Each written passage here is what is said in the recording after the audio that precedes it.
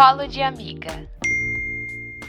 Oi, amigas! Como é que vocês estão? Vocês estão bem? Eu tô bem, pelo menos eu tô tentando. Tô enfrentando aí a famosa TPM. Quem passa por isso sabe como é? Pelo menos comigo, nesse período, eu fico muito sensível. E antes de gravar o podcast, eu tava pensando sobre como essa minha sensibilidade nunca foi algo acolhido, sabe? Principalmente dentro de casa e também nas escolas que eu já frequentei ao longo da minha vida. A minha sensibilidade, por muito tempo, sempre foi alvo de comentários muito perversos assim. Eu lembro de alguns episódios onde, sei lá, por exemplo, eu tava assistindo alguma coisa dentro de casa, assim, algum comercial, alguma cena de novela, e eu chorava, sabe? Mas para as pessoas que estavam próximas a mim naquela época, alguns parentes assim, eu tinha uma tia que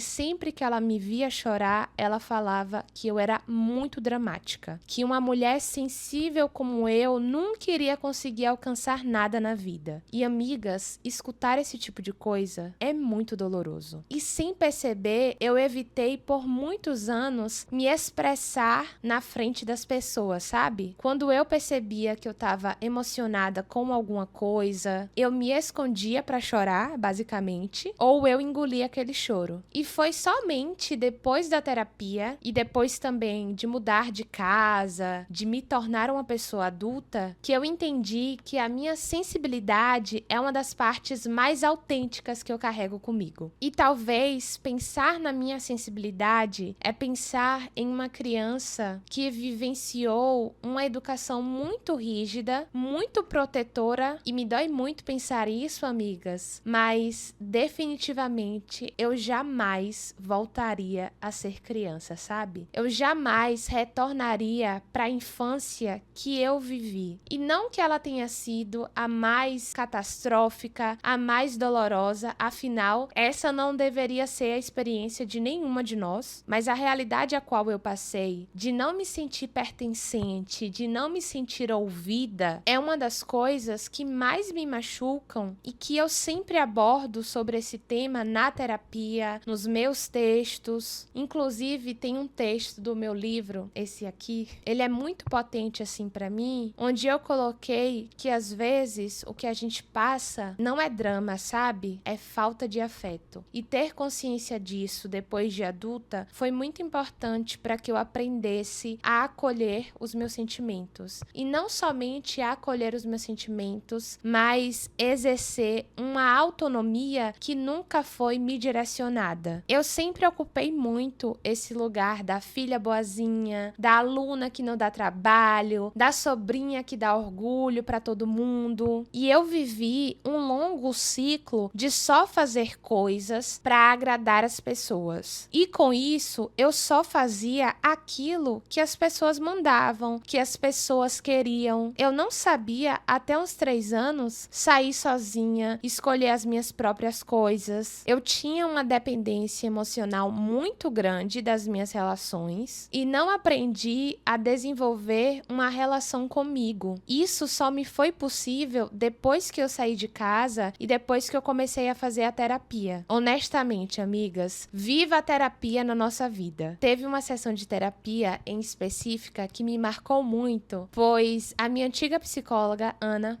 um beijo, salvou a minha vida. Ela me falou que eu precisava cortar o meu cordão umbilical, justamente para que eu aprendesse também a exercer a minha autonomia comigo e não me sentir presa ao desejo de satisfazer a minha família. E quando a gente foi fazendo esse corte, né, um longo processo assim, um dos grandes pontos que a gente abordou era o fato de eu ver a minha sensibilidade como um erro, como se eu sentisse demais e, na verdade, essa é a minha forma de existir. Amigas, eu não sei se é de outro jeito, sabe? Inclusive, eu amo, hoje em dia, o fato de eu sentir tanto. Eu sou intensa. Eu não vou enganar vocês e nem vou me enganar. Mas o mais bonito de ter aprendido a acolher essa minha sensibilidade, essa minha intensidade, é que agora, pela primeira vez na vida, eu direciono elas pra mim e pras coisas que eu acredito, que eu quero fazer, como por exemplo, o podcast. E se você gosta do podcast, não esquece de dar 5 estrelinhas pra ele aqui no Spotify. Isso é muito importante pra mim, amigas. E é aqui, inclusive, um dos espaços que eu mais me permito a ser sensível e a ser vulnerável sem medo. Porque ter crescido com essa lógica de que a minha sensibilidade incomodava, de que a minha sensibilidade era exacerbada demais, gerou em mim, inclusive, um medo de me apresentar para as pessoas, sabe? De mostrar como eu sou de verdade. Não só pelo medo do que a pessoa poderia achar de mim, mas também com medo, assim, de quebrar a cara de novo e me sentir invalidada, como tantas vezes já aconteceu comigo quando eu tentava desabafar com o meu pai ou com a minha mãe. E uma coisa que eu aprendi é que muitas vezes, quando você vai expressar essa sua sensibilidade, algumas pessoas, amigas, vão continuar julgando. Principalmente quando aquilo que você está expressando é sobre algo que a outra pessoa te machucou e ela não aceita isso. Mas tem uma poesia que eu gosto muito e eu deixo aqui como recado para que a gente não se culpe tanto assim. Eu sempre serei o problema porque não deixo as pessoas fazerem o que quiserem comigo. E aceitar a nossa sensibilidade é também compreender quais pessoas merecem ter acesso a ela ou não. Respeitar aquilo que a gente sente é o primordial. Esses dias, inclusive, eu mandei uma mensagem no grupo da família contando como eu tava me sentindo, um texto assim muito grande, e no final a minha mãe respondeu: "Eita, que filha dramática". E isso me causou muita dor. Eu fiquei muito mal, amigas, confesso pra vocês. Mas eu entendi que nem tudo que eu coloco pra fora, que nem toda a minha sensibilidade será sempre validada. Mas se ela é importante pra mim, eu não posso deixar de expressar. E não é somente esse lado sensível e genuíno que eu falo, sabe? Muitas outras emoções, quando eu era mais nova, eu sentia que eu não deveria conversar sobre aquilo, porque tem muitas coisas, e não é somente sobre essa sensibilidade genuína e emocionada que eu tô falando, sabe, amigas? Esses meus sentimentos eram reprimidos, mas também outros como ódio, inveja, rancor. Eu só fui descobrir e aprender a nomear essas coisas depois que eu me tornei adulta. Tantas vezes na minha infância eu confundi tristeza com raiva. Eu fico pensando, se eu tivesse aprendido a expressar minha raiva quando mais nova, eu não sentiria tanto essa necessidade agora na vida adulta de me espremer para tentar caber em outros lugares, sabe? Eu não me sentiria tão culpada quando eu trato o outro da mesma forma que ele me trata. Inclusive, quando eu descobri que eu poderia sentir raiva e que isso é legítimo, foi um grande dia na minha vida. Um grande dia, assim, que eu nomeei aquilo que eu tava sentindo, sabe? Eu dei nome para aquilo. Eu tô sentindo raiva, é dessa pessoa, porque ela me fez isso, e eu não mereço esse tipo de tratamento. E principalmente nós, mulheres, que sempre somos incentivadas a existir nesse lugar da pessoa boazinha, querida, a gente acaba ignorando um monte de coisa que a gente sente. Eu tenho uma grande tia, que ela é uma das minhas melhores amigas, inclusive, e ela sempre fala que se ela pudesse dar um conselho para qualquer pessoa, é o conselho de não engolir um sentimento. Ela fala assim: Sophie, eu sou super contra a gente engolir os nossos sentimentos. E se ela tem alguma questão, seja mínima ou não, amor, ela vai falar com você. E sabe o que eu acho maravilhoso? É que ela fala, expõe, sem desrespeitar o outro, mas sem desrespeitar o que ela tá sentindo. E quantas vezes, amigas, a gente não faz isso? Quantas vezes a gente diminui o nosso sentimento, mascara, só pra não ofender as outras pessoas, quando no fundo a gente já tá toda machucada. Sobre essa coisa de devolver o tratamento que a gente recebe, eu percebi nesses últimos dias que, por mais que eu converse com vocês sobre sair desse lugar da filha boazinha, ainda é difícil pra mim, né? Várias vezes eu me pego escorregando e caio nesse mesmo lugar, de querer agradar os meus pais, de querer ser a pessoa que dá orgulho. E tem um ponto. Esses dias meu pai tava aqui em casa e eu senti que ele ultrapassou um limite meu. Quando ele quer algo, tem que ser na hora que ele quer. E eu já conversei sobre isso com ele, inclusive. A gente tem uma dinâmica, um espaço mais aberto, assim, pra para poder dialogar. E daí, quando eu senti esse meu limite sendo ultrapassado e eu devolvi o meu incômodo e eu percebi a cara que ele ficou assim, ao invés de eu ter me parabenizado e ter compreendido que ali também foi o meu mecanismo de defesa, eu entrei pro meu quarto e me senti culpada. Afinal, foram raras as vezes na minha vida que eu devolvi o incômodo que me causaram, o desconforto, principalmente pra minha família. Quase sempre eu ia pra esse lugar do aceitar calada, sabe? E ter aceitado muitas coisas assim, no silêncio, de cabeça baixa, chegou uma hora que eu não aguentei. E eu acredito que, inclusive, esse foi um dos motivos que me fez buscar a terapia, sabe? Eu já tava com um nó na garganta, assim, muito grande, e eu não tinha um lugar completamente seguro para que eu chegasse e abordasse das minhas dores sem me sentir invalidada. Por mais que eu conversasse com as minhas amigas, desabafasse, chega uma hora que a gente precisa elaborar de um jeito bem mais profundo, e isso não é algo simples. Eu tava pensando justamente como crescer é desaprender um monte de coisa que ensinam pra gente. Fazer terapia é isso. É desaprender tudo que a gente achava que era o correto, o ideal, e descobrir que a gente pode ser muitas outras coisas e que a vida é muito mais do que aquilo que nos apresentaram. E eu sinto que quanto mais eu desaprendo o ideal que as pessoas tinham pra minha vida, mais eu aprendo quem eu sou de verdade. E isso não é nada romântico. São sessões de terapias muito difíceis, são conversas extremamente dolorosas, mas eu sinto que ter me desafiado e ter me permitido a isso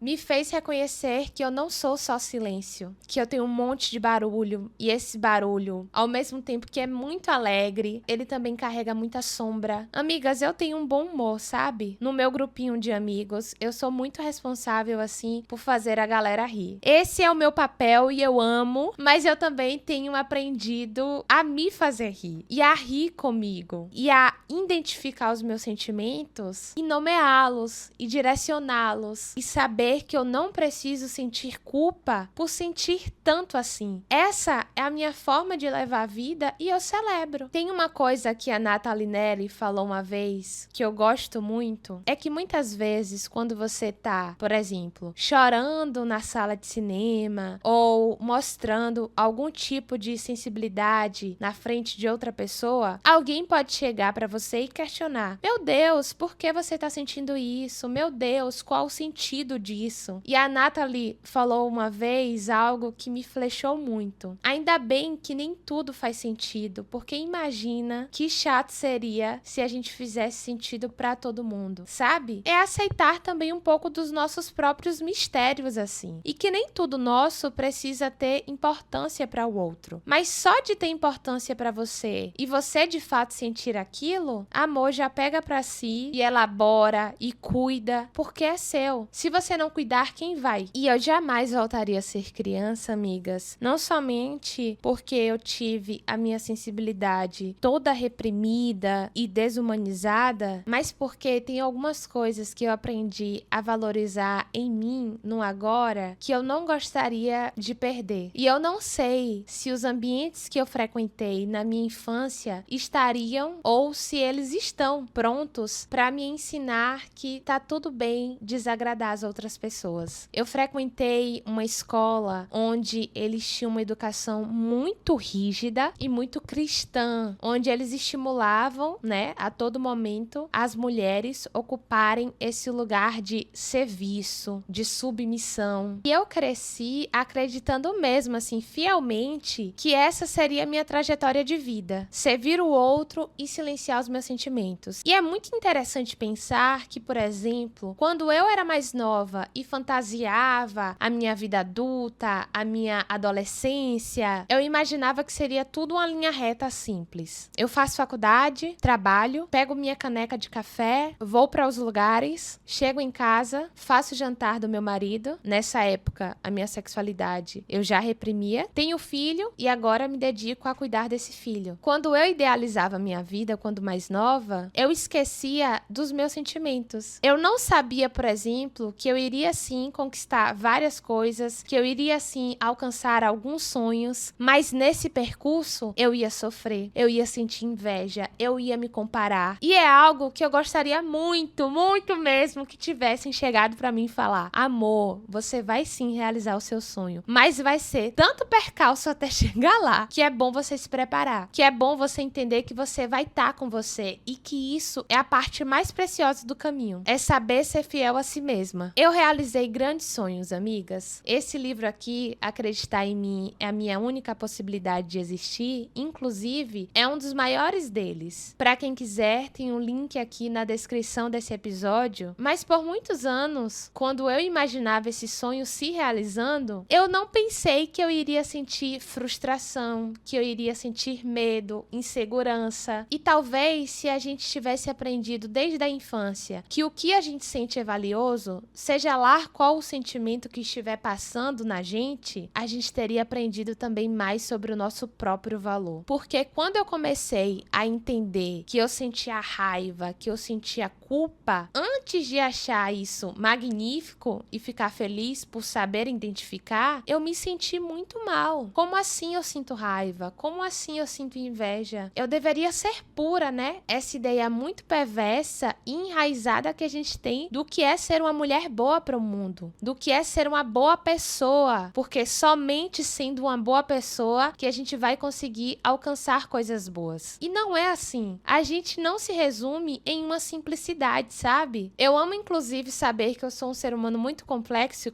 porque isso me ajuda a não tentar resumir o que eu sinto a poucas coisas, ao nada. É igual quando você chega pra alguém e fala: nossa, eu tô muito mal, e a pessoa responde: ah, vai passar. Não dá pra resumir as coisas assim, sabe? Não dá pra resumir a depressão a um dia ruim. Existem muitas coisas envolvidas e entrelaçadas em tudo aquilo que a gente sente. Não somente aquilo que a gente sente, mas como o mundo faz a gente se sentir. Esse é um grande ponto. Eu tô em uma fase da minha vida literária que eu tô apaixonada por livros que tenham histórias e personagens extremamente, assim, complicadas. Que não dá pra definir se a pessoa é boazinha ou vilã, sabe? É uma mistura de tudo. E isso é magnífico, amigas. Porque a nossa existência é justamente sobre coexistir com a bagunça e o sossego. Não vai chegar um momento da nossa vida onde tudo esteja 100% estabilizado. Coisas vão acontecer por dentro e por fora. E na minha infância, eu não tive nem o direito de saber isso. Que eu poderia fazer um pouco de bagunça pela casa, brincar, sabe? Deixar os brinquedos espalhados. Isso é o que há de mais humano. E eu não podia muito brincar e deixar as coisas espalhadas pela casa, porque logo em seguida eu era reprimida. É como se você tivesse sido por muito tempo castrada dos seus próprios sentimentos. E agora, na vida adulta, eu não me recuso a sentir. É claro que algumas coisas eu evito, eu tento escapar, mas chega na sessão de terapia eu tô lá, falando e me derramando. E eu amo, inclusive, ter relações próximas a mim que sabem exatamente respeitar essa minha grandeza de sensações, sabe? Eu choro quando eu tô no cinema, meu Deus, eu choro muito. Amo, inclusive, quando eu tô com a minha amiga Ana, porque ela chora muito também, e daí choramos juntas. Quando eu tô feliz, amor, felicidade assim imensa, eu quero te abraçar, eu quero gritar por você, vibrar junto com você. Eu não poderia ser de outra forma. E eu fico feliz por ter aprendido a mudar um pouco dessa lógica dentro de mim, de entender que eu não preciso me reprimir e nem me sentir culpada por sentir da forma como eu sinto. Que eu não sou uma única coisa, sabe? Que eu não sou só a obediência. Eu também sou revolta, eu também sou estresse, ansiedade, depressão. Fazer o quê? E para aquelas pessoas que não sabem respeitar essa minha dimensão, o único caminho que eu posso fazer é me afastar. E ter um cuidado também, se você, assim como eu, é uma pessoa que é sensível e tende a reprimir as suas emoções, é a gente saber saber que nem todas as pessoas estão prontas para acolher o que a gente sente, porque essas pessoas, elas também não sabem acolher o que elas estão sentindo. E não cabe nem a mim, nem a você dar conta disso. A gente pode falar, a gente pode conversar, mas tem coisas que escapam da nossa mão, diferente do nosso sentimento, que a gente pode aos poucos aprender a acolher. Tem uma série que eu amo muito, não sei se vocês já assistiram, Modern Family. Eu maratonei essa série durante 2023 e Modern Family, quem já assistiu sabe. No mesmo episódio que você tá dando muita risada, é também um episódio que você tá chorando muito. E pra mim, amigas, isso foi quase um divisor de águas, de entender que eu sou isso tudo, sabe? Eu sou a pessoa que chora muito, mas que também ri pra caramba. E que não há, como tantas vezes a minha família quis, não há como me colocar em uma caixinha, em um potinho e tentar me anular ou me moldar de uma forma, como se eu fosse a boneca perfeita. A Sofia da minha infância nunca quis ser uma boneca perfeita. E é por isso que a gente jamais voltaria para esse lugar. Porque por mais difícil que seja, eu gosto da minha autonomia, eu gosto das minhas escolhas. E mesmo que eu erre, pelo menos agora, pela primeira vez,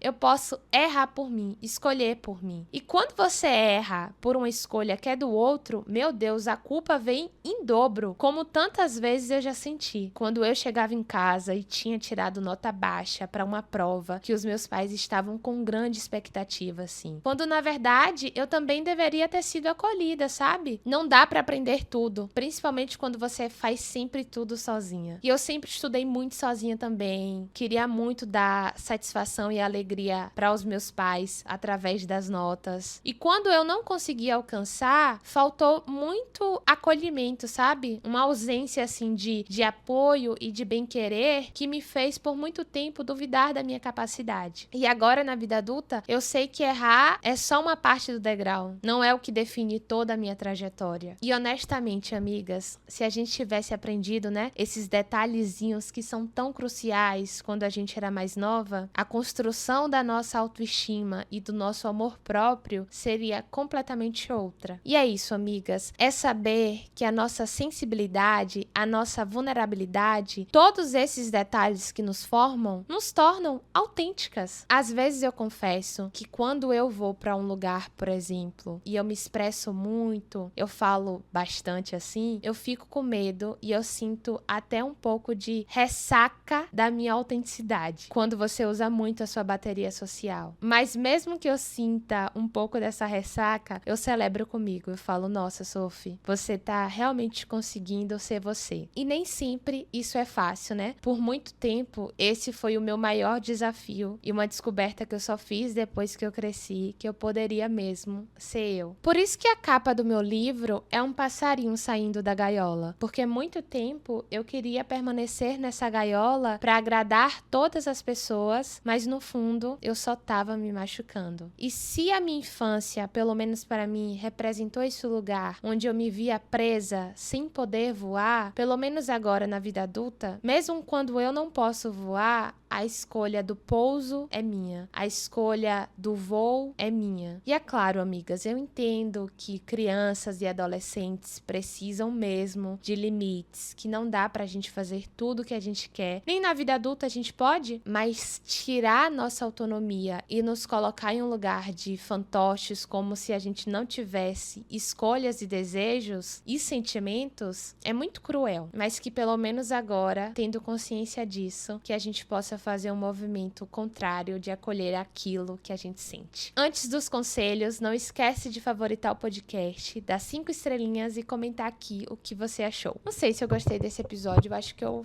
viajei demais. Nossa, como é que pode, né, se inferiorizar tanto? Mona, chega! Você brilhou dentro do que podia brilhar. Sophie, estou começando agora na terapia e minha psicóloga recomendou que eu fosse a um psiquiatra. Porém, sempre tive muito estigma em relação a medicamentos e queria saber um pouco como foi a sua experiência. Ai, amiga, eu também. Eu tinha, assim, muito preconceito em relação a tomar antidepressivos, principalmente forte porque as pessoas que se medicavam próximas a mim sempre era de forma muito irresponsável, sem acompanhamento. E eu nem preciso dizer que isso gerou consequências, assim, muito complicadas. E daí, quando a minha psicóloga me recomendou que eu fizesse uma consulta com um psiquiatra, existia, né, todo um estereótipo na minha cabeça, mas ainda bem que a minha namorada insistiu. Ela já tomava antidepressivos na época e, assim, foi muito importante pra mim. Até hoje eu tomo, fazem 4 anos, mais ou menos, vai completar. E é uma Sofia antes e depois. No início, eu confesso, é bem difícil. Você pode passar aí pelo processo de rebote, né? Onde na primeira semana todos os sentimentos ficam bem aflorados, a minha ansiedade ficou em um pico assim muito grande. Mas aí você vai conversando, vai lembrando que tá com medicamento ali, que o seu corpo tá se adaptando, e isso leva tempo. Mas existem algumas questões e algumas coisas que são químicas mesmo, sabe? E que não depende somente da sua força de vontade. O medicamento é um suporte muito importante quando indicado. E por mais que exista esse estigma e esse medo dentro de você, converse com pessoas próximas que fazem uso. Isso ajuda muito. Além da minha namorada, uma das minhas grandes amigas assim também utilizava ansiolítico e pra mim foi muito, muito beneficente, amiga. É aos poucos, sabendo que isso não necessariamente precisa ser pra sempre. Às vezes é um tratamento ali de 6 meses. Nesses 4 anos, um período de 1 ano, eu fiquei de alta. Mas aí começou a pandemia, amor. Não tinha como ficar assim. E é isso, amiga. Cuide de você, mesmo que as pessoas falem. O mais importante é ser fiel a si mesma. Lembre-se disso.